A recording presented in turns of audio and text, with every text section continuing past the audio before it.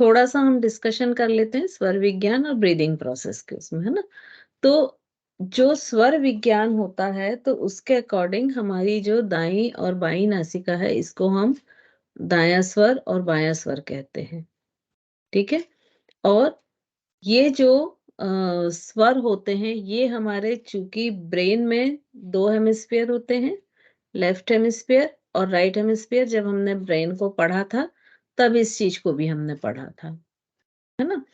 तो जो हमारा लेफ्ट नॉस्ट्रिल या लेफ्ट स्वर होता है ये हमारे राइट हेमिस्फीयर को, जो ब्रेन का राइट साइड है, उसे कंट्रोल करता है। और जो राइट नॉस्ट्रिल या राइट स्वर होता है ये लेफ्ट हेमिस्फीयर को कंट्रोल करता है। तो लेफ्ट हेमिस्फीयर जो होता है वो रिस्पॉन्सिबल होता है सारे मेंटल वर्क का, और राइट होता है फिजिकल का, है ना? तो इस सबको कैलकुलेट करके बहुत सारी चीजें की जाती हैं कि जैसे सुबह लेफ्ट नॉस्ट्रिल चलता है।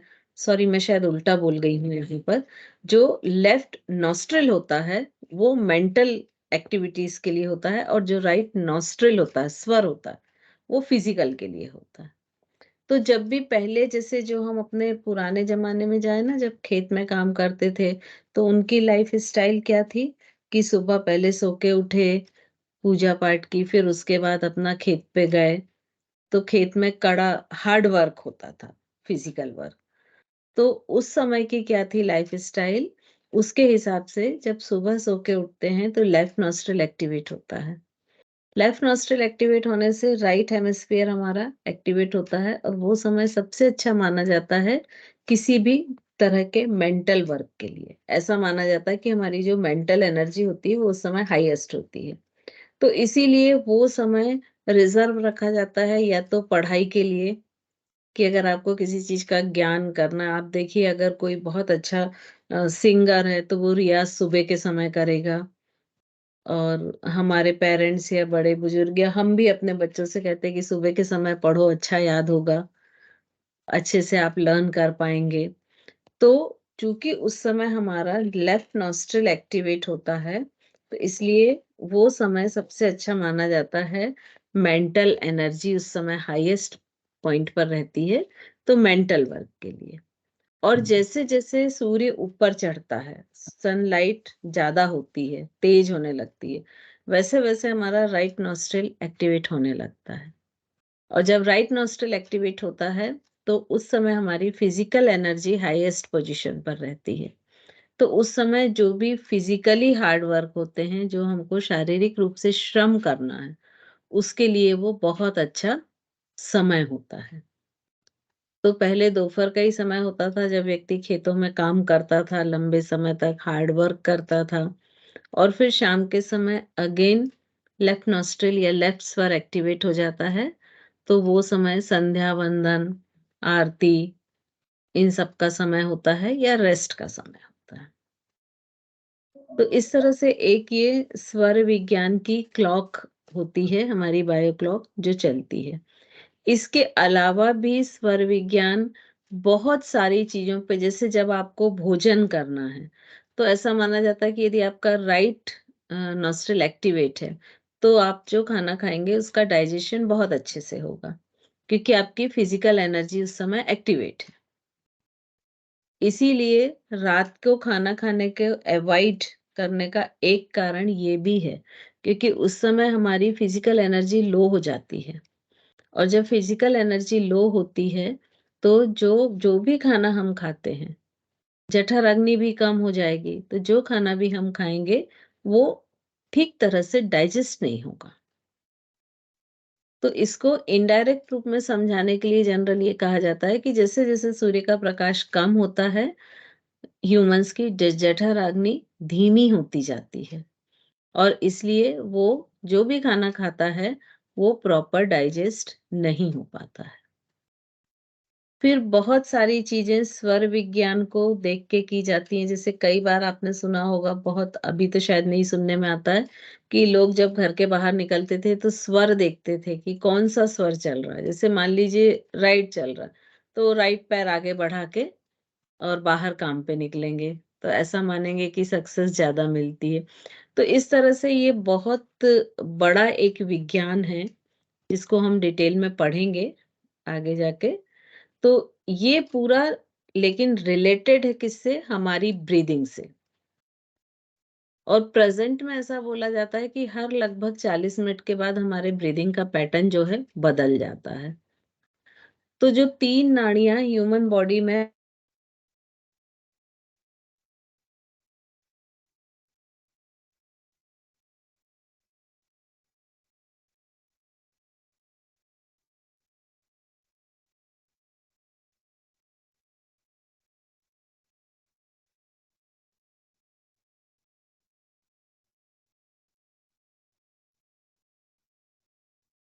मैं थोड़ी देर के लिए कैमरा ऑफ कर रही हूँ क्योंकि लाइट नहीं है यहाँ। तो जो ह्यूमन बॉडी में वॉइस आ रही है मेरी, थम्स अप करके कोई भी, यस। सो जो ह्यूमन यस बॉडी मैम। में 72,000 नाड़ियां मानी जाती हैं, है ना, अकॉर्डिंग टू योग एंड आयुर्वेद।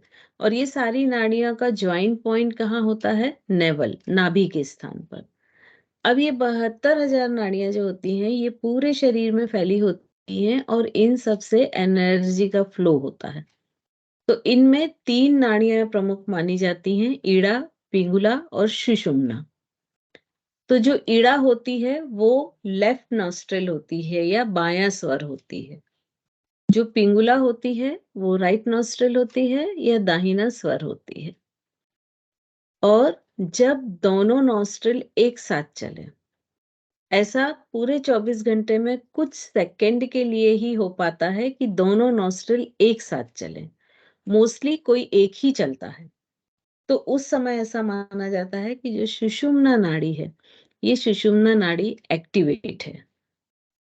और जब सुषुम्ना नाड़ी एक्टिवेट होती है वो समय सबसे अच्छा माना जाता है किसी भी तरह की सिद्धि को प्राप्त करने के लिए, चाहे वो स्पिरिचुअल हो या चाहे आपकी एकेडमिक हो।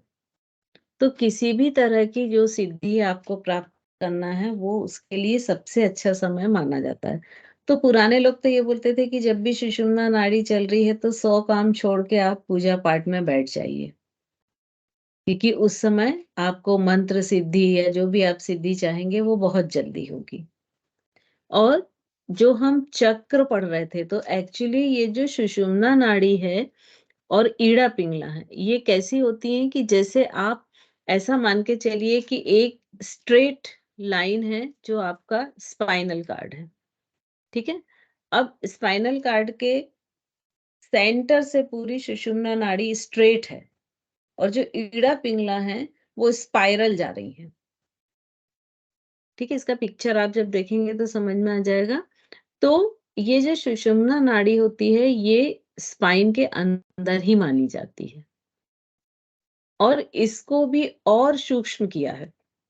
ये जो सुषुम्ना नाड़ी है इसके अंदर भी 3 नाड़ियां मानी जाती हैं जिसको कहते हैं वज्र, चित्रा और ब्रह्मा। तो सुषुम्ना नाड़ी के सबसे अंदर जो पहली होती है वो होती है वज्र, उसके अंदर होती है चित्रा और उसके अंदर होती है ब्रह्मा। तो ये जो ब्रह्म नाड़ी होती है इस नाड़ी में चक्र स्थित होते हैं। जो हम षठ चक्र पढ़ेंगे उनकी लोकेशन कहाँ होती है? इस ब्रह्म नाड़ी में। तो इतना सूक्ष्म अध्ययन तो अभी हमारा साइंस करने में सक्षम नहीं हो पाया है, बट हमारे ऋषि मुनि ने ये सारा कुछ अध्ययन पहले से किया हुआ है। और ये जो स्वर होते हैं कई बार हम इनको चेंज भी कर सकते हैं। जैसे यदि मान लीजिए आपका राइट नॉस्ट्रिल एक्टिवेट है किसी का भी और वो सोने की कोशिश कर रहा है तो उसको नींद नहीं आएगी क्योंकि फिजिकल एनर्जी हाई है। तो उस समय फिर वो थोड़ी सी कोशिश करके अपने लेफ्ट नॉस्ट्रिल को एक्टिवेट करेगा तो थोड़े समय बाद उसको प्रॉपर नींद आ जाएगी। तो ऐसे बहुत सारी चीजों में अ, इन नॉस्ट्रिलों का एक्टिवेशन हम चेंज कर सकते हैं कि यदि लेफ्ट चल रहा है तो उसको राइट कर लें और राइट चल रहा हो तो राइट कर लें। उसकी बहुत सारी टेक्निक्स होती हैं जिनके थ्रू हम ये कर सकते हैं। फिर इसके बाद हम आते हैं प्राण। हम पढ़ चुके हैं पंच प्राण, पंच उपप्राण, है ना। अब इसके बाद आते हैं हम ब्रीदिंग। तो ब्रीदिंग की क्या टेक्निक, आप सब लोगों ने प्राणायाम और ब्रीदिंग पढ़ा हुआ है, बताइए ब्रीदिंग की क्या टेक्निक्स, कितने तरह की ब्रीदिंग्स होती हैं?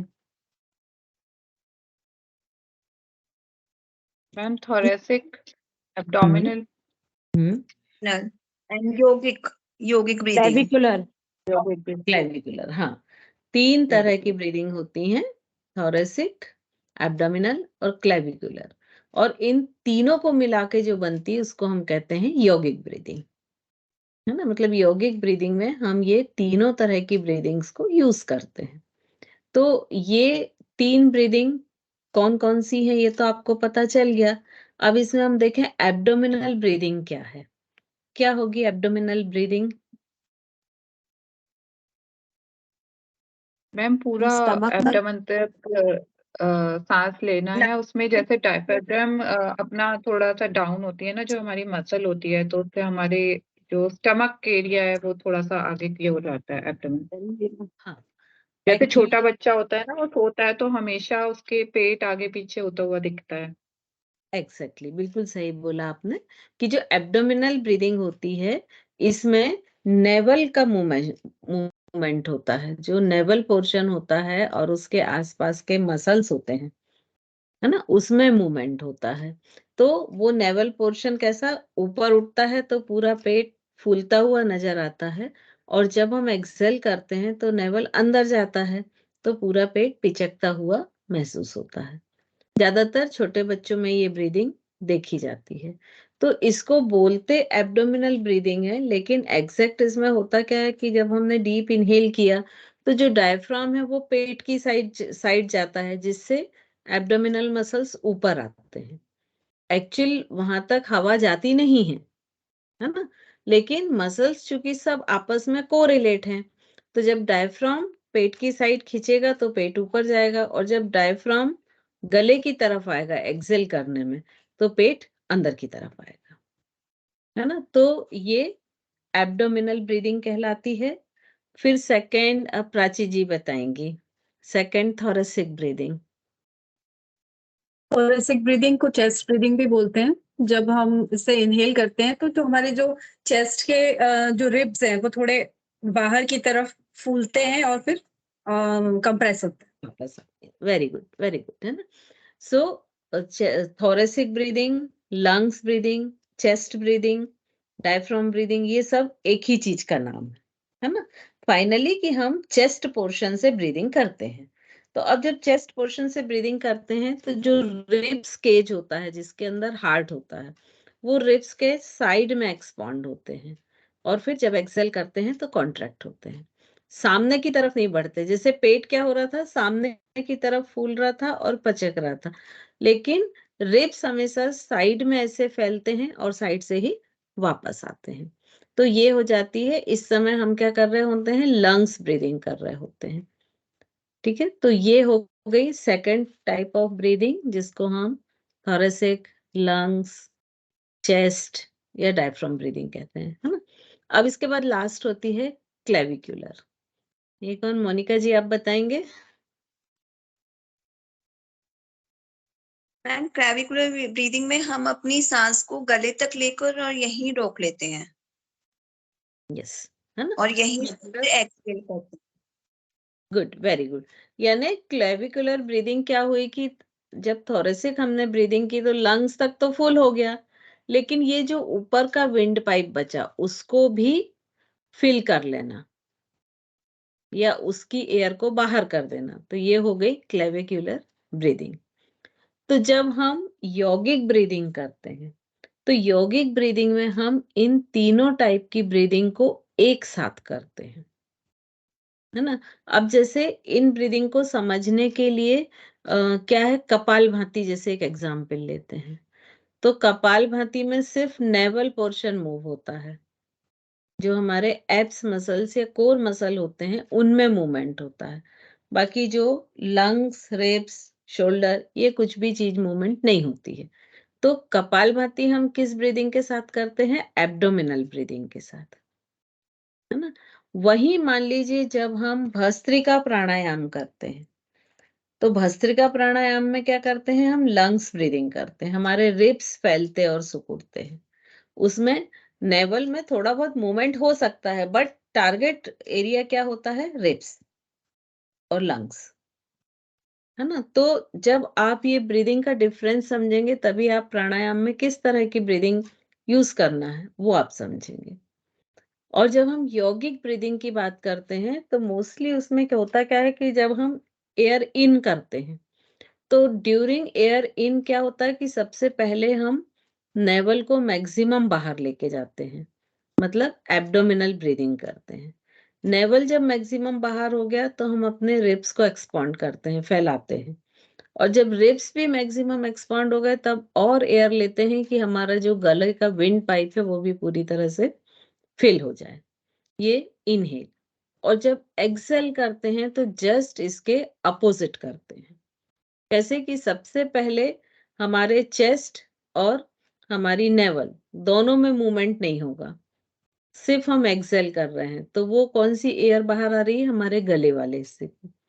फिर नेवल को वैसे ही रखते हुए धीरे धीरे रिब्स को वापस अपनी जगह पर लेकर आते हैं, कॉन्ट्रैक्ट करते हैं, मतलब थोरेसिक या चेस्ट ब्रीदिंग करते हैं। और जब वो भी कंप्लीट हो जाती तो फिर नेवल को धीरे धीरे अंदर की तरफ लाते हैं, तो एब्डोमिनल।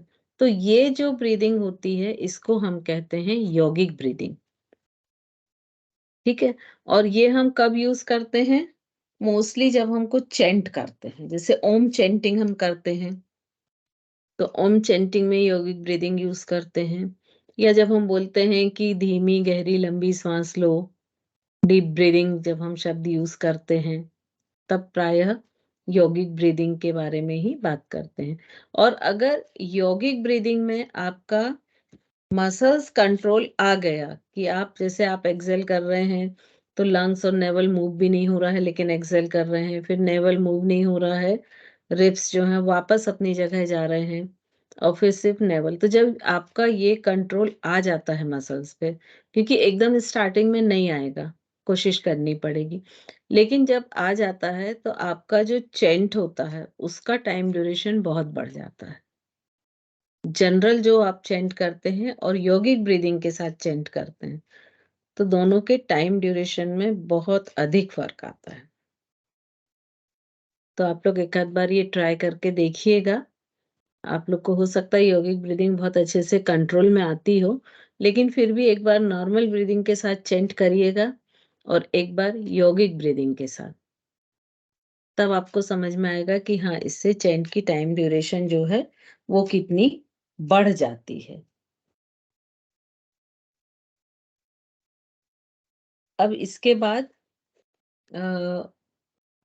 जो ब्रीदिंग होती है, ये ऐसा बोलते हैं कि जब भी शरीर में इम्बैलेंस होता है किसी भी तरह के तो ब्रीदिंग पैटर्न भी फर्क आ जाते हैं। और वही नाड़ी, आप लोग को शायद बहुत लोग का अनुभव होगा कि किसी जब नाड़ी वैद्य को हम दिखाते हैं तो इवन हम उसको अपनी प्रॉब्लम नहीं भी बताते हैं तो वो खुद बता देता है कि आपको ये प्रॉब्लम है या हो सकती है या होने के चांसेस हैं, है ना। तो वो सिर्फ क्या उसका जो पैटर्न डिस्टर्ब होता है उसको एनालिसिस करके बताते हैं। तो ऐसा ही आप देखिए हमारी ब्रीदिंग से हम बहुत इफेक्टेड होते हैं। जब आप कुछ भी बोलते हैं तो आप श्वास लेते या छोड़ते हुए नहीं बोल पाते हैं, आपको ब्रीदिंग को होल्ड करना ही पड़ता है। ब्रीदिंग लेते या छोड़ते समय आप कुछ बोल के बताएं कंटिन्यूशन में तो पॉसिबल नहीं होगा। चैंट करना डिफरेंट है क्योंकि उसमें हम सिर्फ एक शब्द का रेजोनेंस कर रहे हैं, है ना, उसमें हम बोल नहीं रहे हैं। अब ऐसे ही जब मान लीजिए आपको कोई एक बहुत भारी सामान ऊपर उठाना है तो उस समय आप सांस रोकेंगे तभी सामान उठाएंगे।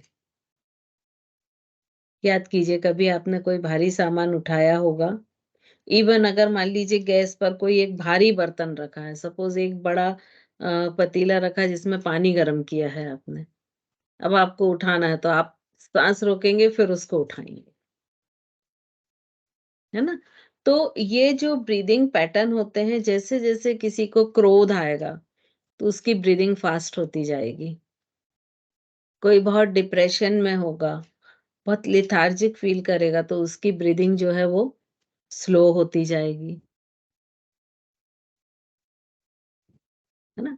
तो ये जो ब्रीदिंग पैटर्न है, ये हमारे साइकिक जो भी प्रॉब्लम होते हैं या जो भी बिहेवियर होते हैं या जो पैटर्न होते हैं, उनके हिसाब से ब्रीदिंग पैटर्न भी चेंज होता है। और कौन से सिचुएशन हो सकते हैं जिसमें ब्रीदिंग पैटर्न चेंज होता है? जब आप बहुत बहुत अधिक तेज गुस्सा। दौड़ते मैम हैं, जैसे बीपी अगर डाउन हो जाता है या बीपी हाई हो जाता है तो उसमें भी हमारा ब्रीदिंग पैटर्न चेंज हो ब्रीदिंग जाता है। पैटर्न चेंज होता है ना। तो फाइनली ये कि आपको कोई भी बीमारी होगी तो आपका ब्रीदिंग पैटर्न चेंज होता है थोड़ा सा। और वो ब्रीदिंग पैटर्न किस पे इफेक्ट डालता है? हार्ट बीट पे या आपकी नर्व्स पे। एक्सरसाइजेस करते हुए भी, हाँ, आप फास्ट दौड़ेंगे, एक्सरसाइजेस करते है ना। हुए। ये आप सपोज बहुत डर जाते हैं, अचानक से कुछ ऐसा आ गया कि किसी कभी-कभी होता है ना, कोई डराता है बहुत बुरी तरह से और आप डरते हैं, तो आप बोलते हैं ना मेरी तो सांस ही रुक गई थी, है ना? तो हर आपके इमोशन के हिसाब से आपके ब्रीदिंग पैटर्न चेंज होते हैं। और ये जो ब्रीदिंग पैटर्न चेंज होते हैं, तो चूंकि हमारा बिहेवियर ही रिस्पॉन्सिबल होता है, हमारा कोई ना कोई थॉट रिस्पॉन्सिबल होता है साइकोसोमेटिक डिसऑर्डर के लिए, तो वो हमारे ब्रीदिंग पैटर्न को भी चेंज करता है। तो जब हम उस थॉट को चेंज करने की कोशिश करते हैं कि हम उस थॉट को निकाल दें जिससे उस बीमारी का जो रूट है वो हमारे अंदर से निकल जाए, तो उसमें हम एक तो यूज करते हैं कि उस पैटर्न को कैसे बदला जाए, उसके लिए मेडिटेशन। और दूसरा, ब्रीदिंग पैटर्न को मेंटेन करें, उसके लिए हम क्या यूज करते हैं? प्राणायाम। प्राणायाम क्या, जैसे ऑल्टरनेट ब्रीदिंग या अनुलोम विलोम प्राणायाम जो हम करते हैं, उसमें हम एक्चुअली क्या कर रहे हैं? अपने ब्रीदिंग पैटर्न को सुधार रहे हैं ना। जैसे बॉडी में से अलाइनमेंट होती है कहीं से भी, तो हम कुछ ऐसी एक्सरसाइज करते हैं कि वो वापस अलाइंड हो जाए। वैसे ही प्राणायाम जो है वो ब्रीदिंग के लिए एक्सरसाइज है। और जब ब्रीदिंग पैटर्न नॉर्मल बैलेंस होता है तो वो किसको इफेक्ट करेगा? ऑटोनॉमिक नर्वस सिस्टम को, मतलब सिंपैथेटिक नर्वस सिस्टम और पैरासिम्पैथेटिक नर्वस सिस्टम। तो जब ये दोनों सिस्टम बैलेंस रहेंगे तो ह्यूमन हेल्दी रहेगा। अगर ये दोनों भी बैलेंस नहीं है किन्हीं भी कारणवश, तो हम हेल्थ को अचीव नहीं कर सकते हैं। और जो अनुलोम विलोम प्राणायाम है वो अक्सर आप सब लोगों ने सुना होगा कि एक संजीवनी की तरह है, कि वो सभी लोग कर सकते हैं, बैठ के लेट के सभी तरह से किया जा सकता है। उसका कारण ही सिर्फ ये है कि वो आपके सिंपैथेटिक और पैरासिम्पैथेटिक नर्वस सिस्टम को बैलेंस करता है। और जब ये दोनों system, autonomic nervous system balance होते हैं तो आपकी बीमारी ठीक होती है। इसके साथ ही ये क्या करेगा कि स्वर विज्ञान के अकॉर्डिंग दोनों नॉस्ट्रिल को एक्टिवेट करने में बैलेंस करेगा। अगर मान लीजिए पूरे समय आपकी राइट नॉस्ट्रिल ही एक्टिवेट है, मतलब आपको पूरे समय आपको फिजिकल एनर्जी मिल रही है, मेंटल मिल नहीं रही है। और हर चीज बैलेंस में रहना ह्यूमन के हेल्दी रहने के लिए बहुत जरूरी है, चाहे वो एनर्जी का लेवल हो, हार्मोन्स का लेवल हो, केमिकल का लेवल हो, सिंपैथेटिक पैरासिम्पैथेटिक नर्वस सिस्टम हो। ये सभी चीजें जब बैलेंस में रहेंगी तभी मनुष्य स्वस्थ रह सकता है। ठीक है। इसमें एक और WHO का भी है कि हेल्थ और वेल्थ WHO के अकॉर्डिंग क्या है, ये हमने 2-3 बार हम पढ़ चुके हैं, है ना। तो WHO ने पहले क्या डेफिनेशन दी थी कि कोई व्यक्ति यदि शारीरिक, मानसिक और सामाजिक रूप से स्वस्थ है तो वो स्वस्थ की कैटेगरी में आता है ना। और उसने उसी डेफिनेशन में क्या कहा कि किसी भी व्यक्ति में सिर्फ बीमारी का अभाव होना ही उसकी स्वस्थ होने की निशानी नहीं है, वरन उसके शारीरिक, मानसिक और सामाजिक तीनों पक्षों का स्वस्थ होना भी जरूरी है। इसी में उन्होंने एक और शब्द जोड़ा कुछ समय बाद, आध्यात्मिक। और अब प्रेजेंट में WHO ये कहता है कि किसी भी व्यक्ति का शारीरिक, मानसिक, सामाजिक और आध्यात्मिक, जब ये चारों पक्ष हेल्दी हैं, बैलेंस है, तभी वो हेल्दी कैटेगरी में या स्वस्थ की कैटेगरी में आ सकता है।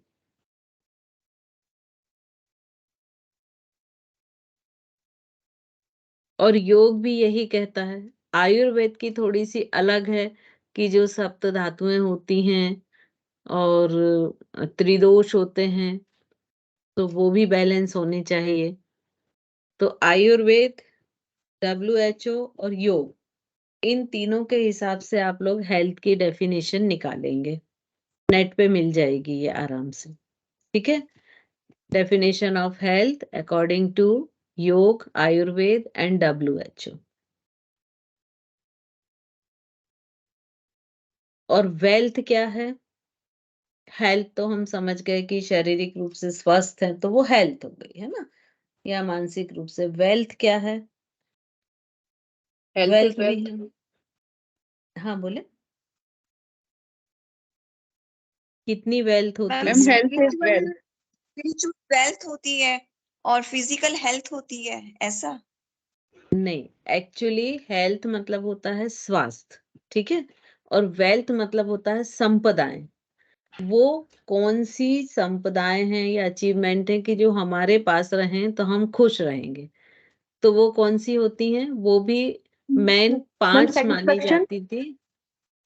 सॉरी, मैम संतुष्टि, सेटिस्फेक्शन, संतुष्टि सबसे बड़ी वेल्थ है। सेटिस्फेक्शन, हाँ, लेकिन जो अकॉर्डिंग टू टेक्स्ट मानी जाती हैं तो वो पहले 5 मानी जाती थी, अभी प्रेजेंट में लगभग उसको 7 या 8 कर दिया है।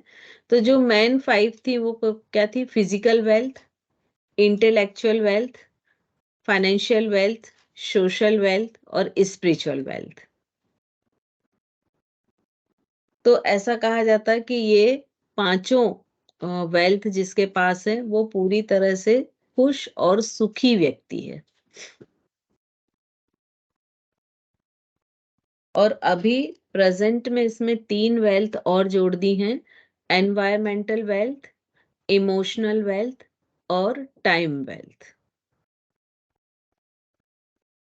तो इस तरह से ये प्रेजेंट में 8 वेल्थ मानी जाती हैं और जिसमें से 5 मेन है, ठीक है।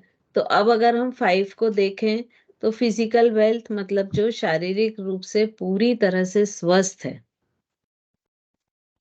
तो बोलते हैं ना कि स्वस्थ रहना सबसे बड़ी नियामत है। फिर इंटेलेक्चुअल वेल्थ मतलब मेंटल, कि जो मेंटली पूरी तरह से स्वस्थ है वो इंटेलेक्चुअल हो गया। फिर इसके बाद में फाइनेंशियल, जो फाइनेंशियल मतलब आर्थिक रूप से जो सक्षम है। सक्षम मतलब क्या? बहुत पैसा होना। पैसा क्या कैसे सुख देगा? ये सुनी ना कि पैसे से पैसा सुख नहीं लाता है, पैसा अपने साथ बहुत सारी मुसीबतें लाता है ना। पैसा बहुत कड़ी मेहनत से ही आता है, पैसे पेड़ पे नहीं लगते हैं। ये वाली एग्जाम्पल तो बच्चों को बहुत दिया होगा, इतना महंगा खिलौना तोड़ दिया, पेड़ पे लगते क्या पैसे? दिन ये तो रात हमने मेहनत करते हैं तब आता। ये तो बहुत सुना है, पैसे पेट पे रुकते हैं क्या? बहुत ताना सुना है मम्मी से। हाँ हाँ, सुना है ना ये। तो ये चीज क्या है? अभी देखिए आप लोग अपने बच्चों को दे चुके हैं, लेकिन ये एक तरह की नेगेटिव सीड है जो आप बच्चे में डाल रहे हैं, है ना। जब बहुत छोटा बच्चा होता है ना, और जब आप उसको ये बोलते हैं तो वो अपने अंदर एक बिलीव पैटर्न बना लेता है कि यदि मैं मेहनत करूंगा, हार्ड वर्क करूंगा तभी पैसा आएगा। इसको थोड़ा सा एनालिसिस करते हैं, क्योंकि सभी के घर में बच्चे होंगे। अभी खुद के बड़े हो गए होंगे तो ग्रैंडसन होंगे भविष्य में या अभी होंगे, है ना। तो जो छोटा बच्चा होता है ना 5-6 साल तक का, उसके लिए उसके मम्मी पापा एकदम आइडियल होते हैं। उन्होंने जो बोला वो 100% सही। उसके बाद भले ही गड़बड़ हो जाए, लेकिन उस समय तक तो यही होता है ना। अभी उसने कोई बहुत महंगा टॉय तोड़ दिया।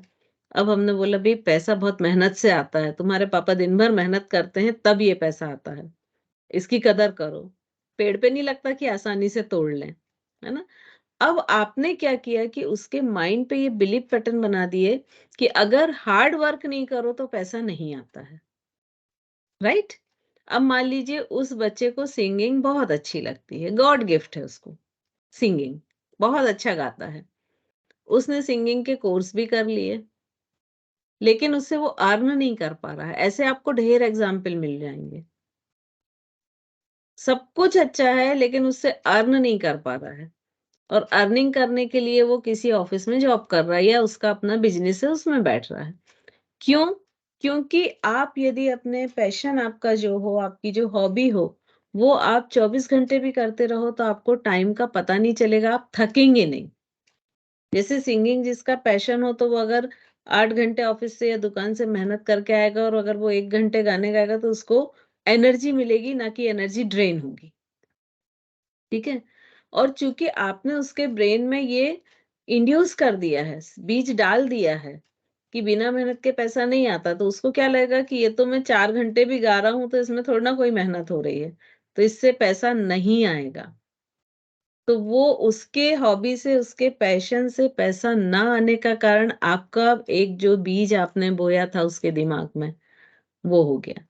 और जब वो ऑफिस में काम करेगा, वो 8 घंटे भी करेगा या दुकान में भी काम करेगा, तो चूंकि वो उसका पैशन नहीं है, वो अपने मन के विरुद्ध काम कर रहा है, उस पे लादा हुआ है, तो उसको वो 8 घंटे भी ऐसे लगेंगे कि यार पता नहीं 8 महीने हो गए या 8 साल हो गए। तो उसको क्या लगेगा कि मैंने बहुत हार्ड वर्क किया है, तो वहां से वो पैसा अर्न करेगा। तो ऐसा जो चाइल्ड साइकोलॉजी होती है, ऐसी बहुत सारी चीजें होती हैं कि जो हम बहुत छोटे में बच्चों के मन में बीज डाल देते हैं, और बाद में फिर हम ही बोलते हैं कि यार ये बड़ा वाला तो बात ही नहीं सुनता है, और छोटा वाला देखो तो जब देखो जब चिल्लाता ही रहता है। होते ना ऐसे सेंटेंस। उसका कारण सोचा है कभी? क्यों? जब वो बहुत छोटे थे, ज्यादातर बच्चों में 4-5 साल का डिफरेंस ही रहता है। जब वो बहुत छोटे थे, याद करिए कि बड़ा वाला 7 साल का था, छोटा वाला करीब 4 साल का था। एक टॉयज के लिए लड़ते-लड़ते दोनों आपके पास आए। अब आपके घर गेस्ट आने वाले, आप काम में बिज़ी, तो आपने बड़ा वाला चीख रहा है, रो रहा है कि भैया ये मुझे नहीं दे रहा है, और बड़ा वाला कुछ शांति से कहने की कोशिश कर रहा है। अब चूँकि आप बिज़ी, अरे यार तुम तो समझदार हो ना, चलो उसको दे दो वो टॉय और जाओ यहाँ से। आपने तो ये 2 मिनट में कह दिया, लेकिन आपने क्या बीज बोए? बड़े वाले बेटे के मन में एक बीज बो दिया कि मेरी माँ के पास जस्टिस नहीं है। मैं सही बोलना चाह रहा था कि इस खिलौने में ये पॉइंट निकला हुआ है जो उसको लग सकता है, उससे चोट लग सकती है। लेकिन माँ ने नहीं सुना, उनके पास इतना भी टाइम नहीं है कि वो मुझे जस्टिस दे सके। तो मुझे अपने जस्टिस के लिए खुद लड़ना पड़ेगा। और छोटे वाले के मन में आपने क्या बीज बो दिया कि यदि मैं चीखूंगा, चिल्लाऊंगा, तो वो मेरा इनवैलिड भी होगा, तो भी वो पूरा होगा। तो इसीलिए देखिए लोग अक्सर कहते हैं कि छोटे वाले बच्चे बिगड़े रहते हैं, ज्यादा परेशान करते हैं। सो वो सीड्स हमने ही बोए हैं, कभी ना कभी, कहीं ना कहीं, है ना। तो ये चीजें जो होती हैं, ये सब वेल्थ में आती हैं कि आप किस तरह के सीड्स डाल रहे हैं, वो बड़े होके किस तरह के फल देंगे, वो आपके लिए अच्छी या बुरी वेल्थ का कारण बनेंगे। तो ये सब फाइनेंशियल वेल्थ में आता है। फिर उसके बाद में सोशल वेल्थ, या इसको रिलेशनल वेल्थ भी बोलते हैं। तो सोशल वेल्थ में क्या आएगा कि आपके फैमिली के प्रति आपकी जो रिस्पॉन्सिबिलिटी है, आपकी समाज के प्रति जो रिस्पॉन्सिबिलिटी है, फ्रेंड्स के लिए जो है, या आपके जो पड़ोसी हैं उनके लिए हैं, तो वो सारी रिस्पॉन्सिबिलिटी और वो रिलेशन कितने हेल्दी हैं, क्योंकि सोशल जो वेल्थ होता है उसमें सबसे बड़ा ड्रॉबैक या नेगेटिविटी होती है टॉक्सिस रिलेशन से। बहुत सारे रिलेशन ऐसे होते हैं कि जो हम लाते हैं लेकिन वो अंदर से नेगेटिव होते हैं, टॉक्सिस होते हैं, और वो हमको कभी भी सुख नहीं दे पाते, है ना? तो ये टॉक्सिस रिलेशनशिप ना हो पाना और उनको पॉजिटिव रिलेशनशिप में चेंज कर लेना, वो होता है सोशल वेल्थ। सोशल वेल्थ को भी हम खुद क्रिएट करते हैं, है ना? फॉर एग्जाम्पल, जैसे एक सास की बहुत कंप्लेंट होती है, थके आते हैं तो बहू 1 कप चाय बना के भी नहीं देती है, 4 लोगों से बोला, है ना? तो क्यों नहीं ऐसा किया कि एक बार हम थके आए हैं, ज़रूर थके हैं, मान लीजिए 2 घंटे 5 मिनट और सही, एक की जगह 2 कप चाय बनाओ, एक उसको भी दे दो, एक अपन ले लो। आप 2 बार ऐसा करोगे ना तो तीसरी बार वो दरवाजे पे खड़ी मिलेगी आपको, कि मम्मी जी आए तो चाय बना के दें। लेकिन हम ऐसा नहीं करते, ये तो एक एग्ज़ाम्पल है, ऐसे नंबर ऑफ एग्ज़ाम्पल्स मिल जाएँगे। हमारे हमेशा एक्सपेक्टेशंस ही रहते हैं, और ये एक्सपेक्टेशंस ही रहते हैं जो किसी भी रिलेशनशिप को टॉक्सिस लेवल तक ले जाते हैं। क्योंकि आप किसी भी रिलेशन से एक्सपेक्टेशंस निकाल दें, तो आप देखिए फिर तो कुछ नहीं बचता ना उस रिलेशन में, कोई भी विद्वेष होने का या कोई भी लड़ाई होने का या कोई भी समस्या होने का कोई कारण ही नहीं बचता है ना? तो ये जो रिलेशंस यदि आपके पास बहुत हेल्दी हैं सभी से, तो वो आपकी कौन-सी संपदा है? सोशल या रिलेशनल वेल्थ है। फिर स्पिरिचुअल, अगर आप अध्यात्म को सही ढंग से समझ रहे हैं और सही ढंग से उसे फॉलो कर रहे हैं, एक एडिक्ट की तरह नहीं, वो आपकी स्पिरिचुअल वेल्थ है। Time wealth, time management, environmental wealth मतलब कि आपके आसपास जो भी रिसोर्सेज हैं, उनको सही ढंग से यूज करना। जैसे हो सकता है मान लीजिए किसी के पास बहुत पैसा है, एक होटल में जाते हैं, मान लीजिए 10 डिश का ऑर्डर दे देते हैं, लेकिन हम 5 ही फिनिश कर पाते हैं, 5 वेस्ट जाती है। तो ये रिसोर्सेज का आपने मिसयूज किया है। तो आपके आसपास जो भी रिसोर्सेज हैं, जैसे यदि मान लीजिए हम किसी होटल में रहने गए, तो बाहर भी निकले हैं तो एसी फैन चालू है, हमने पेमेंट तो 24 घंटे का किया है। तो ये रिसोर्सेज के मिसयूज हैं।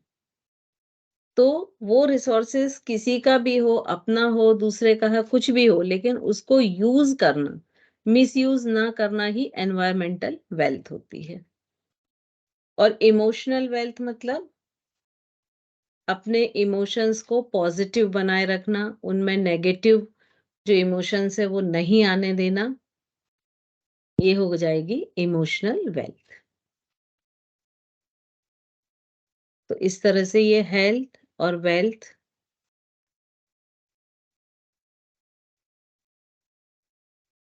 इसमें कोई क्वेश्चन है तो पूछ सकते हैं, थोड़ा सा टाइम है अभी।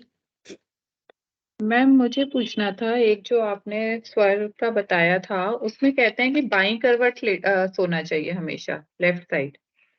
तो मैम लेफ्ट साइड सोते हैं तो सूर्य स्वर एक्टिवेट होता है ना? सूर्य स्वर होता है एक्टिवेट।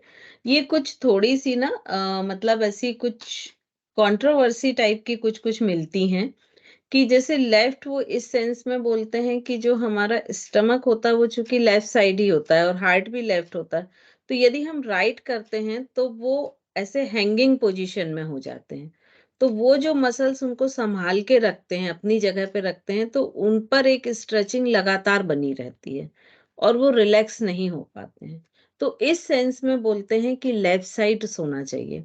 लेकिन स्वर विज्ञान ये बोलता है कि अगर हम लेफ्ट करवट सोते हैं तो हमारा राइट नॉस्ट्रिल जो है वो एक्टिवेट हो जाता है, और राइट नॉस्ट्रिल जब एक्टिवेट होता है तो चूंकि फिजिकल एनर्जी लेवल ज्यादा होता है तो हमको प्रॉपर नींद नहीं आती है। तो ये दोनों स्टेटमेंट दोनों साइंस के हिसाब से एक तरह से कंट्रोवर्सी है कि क्या करना चाहिए। बट ये जो एक एक और उसमें एग्जाम्पल देते हैं कि अगर आप लेफ्ट नॉस्ट्रिल लेटते हैं और अपने दाहिने हाथ की हथेली ऐसे आर्म पिट में ना इस तरह से इसको फंसा के और दबा के रखते हैं, तो आपका लेफ्ट नॉस्ट्रिल ही एक्टिवेट होता है। तो उसमें एक वो ऑप्शन देते हैं कि अगर आप थोड़ी देर इस पोजीशन में सोएंगे तो आपका लेफ्ट नॉस्ट्रिल ही एक्टिवेट होगा, तो आप लेफ्ट साइड भी आराम से सो सकते हैं। तो ऐसे बहुत सारी मैंने एक वीडियो देखी थी, उसमें ये बताया था कि हम लोग मतलब स्वर विज्ञान के अकॉर्डिंग ही उन्होंने बाइकरवट ही बोला था, जिससे आपकी लेफ्ट नॉस्ट्रिल एक्टिवेट हो और जो आपका मेटाबॉलिक एक्शन है वो और ज्यादा बेटर हो जाए, मेटाबॉलिज्म स्ट्रॉन्ग करने के लिए। इसलिए उन्होंने बताया था कि बाइकरवट सोना चाहिए स्वर विज्ञान के अकॉर्डिंग। हाँ, तो उसमें बहुत सारे वो उसकी रेमेडी भी देते हैं कि आप कैसे करके आपके लिए बेहतर है। तो कई जगह थोड़ी-सी कंट्रोवर्सीज़ तो देखने को मिलती हैं, लेकिन हो सकता है कि हम थोड़ी और डीप, शायद हमारी स्टडी उतनी डीप नहीं है इसलिए हम उसको उतना नहीं समझ पाते, क्योंकि स्वर विज्ञान वगैरह में तो वाक़ई बहुत ही सुपरफिशियल स्टडी है कि कुछ एक आध बुक पढ़ी है, एक आध दो कुछ वीडियो देख ली है, बस इतनी ही है ना? तो हो सकता है अगर हम उसको बहुत डीप में जाके पढ़ें तो उसमें बहुत अच्छे सॉल्यूशंस होंगे। तो इसका हम कोशिश करेंगे कि अपन और ढूँढते हैं कि क्या अच्छा सॉल्यूशन होगा, है ना? कि जो लॉजिक हमें भी सैटिस्फाई कर पाए। ठीक है। इसीलिए हमने बोला कि ये जो क्लासेस होती है ना, ये कैसी हैं कि सबको मिलके पढ़ना है। क्योंकि ढूँढने में भी क्या होता है कि हर व्यक्ति को एक ही चीज़ नहीं मिलती है, कुछ को कुछ डिफरेंट मिलेगा तो किसी को कुछ और डिफरेंट मिलेगा। तो एट अ टाइम यदि हम 10 लोग ढूँढ रहे हैं तो हमको एटलीस्ट 6 5 से 6 चीज़ तो नई मिल ही जाएँगी अलग-अलग डिफरेंट। तो वो जो मान लीजिए हमने 15 मिनट खर्च किए उसको ढूँढने में, तो हमें एक साथ 5 चीज़ें मिल जाएँगी और हम अकेले ढूँढते तो एक ही मिलती। तो ये एक कंबाइंड स्टडी का ये एक फ़ायदा होता है। तो इसमें कुछ टॉपिक ऐसे आएँगे जिसमें अपन को कंबाइंड स्टडी की भी ज़रूरत पड़ेगी। तो इसके बारे में भी हम सभी लोग ढूँढें और फिर जो भी मिलता है, वो उसको हम बताएँ भी क्लास में। क्योंकि काफ़ी वीडियो और मटेरियल तो नेट पर काफ़ी मिल जाएगा, इससे रिलेटेड। लेकिन जो आपको भी ऑथेंटिक लगता है, क्योंकि नेट पे जो मिलता है वो सारा कुछ हम ऐसा नहीं बोल सकते कि ठीक है, ओके, सारा ठीक है। तो जो आपको भी ऐसा लगता है कि नहीं ये चीज़ ऑथेंटिक है, ये हो सकती है, तो वो शेयर करें। वीडियो है तो ग्रुप में शेयर कर सकते हैं या इस क्लास में बता सकते हैं, स्क्रीन शेयर करके भी प्ले कर सकते हैं। चलिए, और कोई question? Ma'am ma'am left nostril अगर रात में हमको एक्टिवेट करना है और लेफ्ट साइड पे हम सो रहे हैं तो उसके पहले अगर हम 10 से 20 बार लेफ्ट नोस्ट्रेल ब्रीदिंग करके सोते हैं तो वो लेफ्ट चालू हो जाता है। हाँ, वो भी एक ऑप्शन बताया गया है, आप सही बोल रहे हैं। एक ऑप्शन ये बताया है आर्मपिट को प्रेस करके रखना, एक ये बताया गया है चंद्रभेदी प्राणायाम करना, मतलब लेफ्ट से ही इनहेल करना, लेफ्ट से ही एक्सहेल करना। तो एक ये भी इसका है, दोनों हैं। तो उससे आपके लेफ्ट करवट सोने के बावजूद भी लेफ्ट रहता है। और एक बार जब नींद लग जाती है, उसके बाद जो चेंजेस होते हैं ना, उसको बहुत इम्पोर्टेंस नहीं दिया गया है। इम्पोर्टेंस दिया गया कि जिस समय वो जो एक टाइम ड्यूरेशन होता है कि जब आप बेड पर लेटे और फिर जब तक आपको नींद आने लगी, आ गई, वो जो एक टाइम ड्यूरेशन होता है ना, उसको ही मैंने एक बताया। फिर एक तीसरा बताया कि उस समय अगर आप ये ध्यान मुद्रा यूज़ कर लेते हैं, तो भी आपके मतलब चूँकि ब्रेन एक्टिवेट हो जाता है और मेंटल एनर्जी बढ़ने लगती है, तो फिज़िकल और मेंटल बैलेंस होने के कारण नींद अच्छी आ जाती है। क्योंकि हम लेफ्ट करवट लेटे हैं तो फिजिकल एनर्जी बढ़ रही है, लेकिन जब हम ये मुद्रा, ध्यान मुद्रा जिसको हम कहते हैं या ज्ञान मुद्रा, इसको यूज करते हैं तो ये मेंटल एनर्जी को बढ़ाती है। तो दोनों एनर्जी बैलेंस होने के कारण आपको प्रॉपर नींद आ जाती है। तो मैम जैसे ये जो चेंज होता है स्वर left to right, right to left, जैसे आपने 40 मिनट्स का टाइम बताया गया, 30 मिनट्स कहते हैं, तो उसमें जब वो चेंज हो रहा होता है उस टाइम कहते हैं कि सुषुम्ना नाड़ी थोड़ी देर के लिए 3-4 सेकंड के लिए एक्टिव होती है, ऐसा है क्या? बिल्कुल, हाँ, बिल्कुल सही बोल रहे हैं। और ये भी जरूरी नहीं होता कि हर बार हो, कुछ बार सिर्फ एक बार एक्टिवेट होके और चेंज हो जाता है। जैसे ऐसे जो बड़े बुजुर्ग होते थे वो कहते थे ना कि अच्छा बोलना चाहिए, 24 घंटे में एक बार जिह्वा पे सरस्वती जी आ जाती हैं और आप जो बोलते हो वो सही होता है ना? तो ये वही पल होता है कि जब आपकी सुषुम्ना नाड़ी एक्टिवेट होती है। तो योग के अकॉर्डिंग ये बोला जाता है कि जब भी ये नाड़ियाँ चेंज होती हैं, तो 1 सेकंड से लेके 5 सेकंड तक सुषुम्ना नाड़ी एक्टिवेट होती है। और फिर वो प्रैक्टिस पे है कि आप उसको और भी अधिक उसका टाइम ड्यूरेशन बढ़ा सकते हैं। लेकिन ज़्यादातर वो सिर्फ़ 1 सेकंड के लिए एक्टिवेट होकर और चेंज हो जाता है स्वर। लेकिन 24 घंटे में 1 बार ऐसा होता है कि जब वो 5 सेकंड तक भी एक्टिवेट रहती है। तो उस समय हम जो भी बोलते हैं, जो भी सोचते हैं, वो सब फ्यूचर में ज़रूर होता है। क्योंकि ये शब्द भी आपने सुना, अरे आज ऐसा सोचा था, ऐसा हो गया, काश ऐसा नहीं ऐसा सोच लेते तो और अच्छा होता, है ना? तो ये सारी चीज़ें एक्चुअली वही होती हैं कि जब आपकी सुषुम्ना नाड़ी एक्टिवेट होती है। और जब हम प्राणायाम करते हैं ना तो उससे हम इनको बैलेंस कर लेते हैं। तो जब ये धीरे-धीरे दोनों नाड़ियाँ, दोनों स्वर बैलेंस हो जाते हैं, तो ये क्षमता आ जाती है साधक में कि वो सुषुम्ना को लंबे समय तक भी एक्टिवेट रख सके।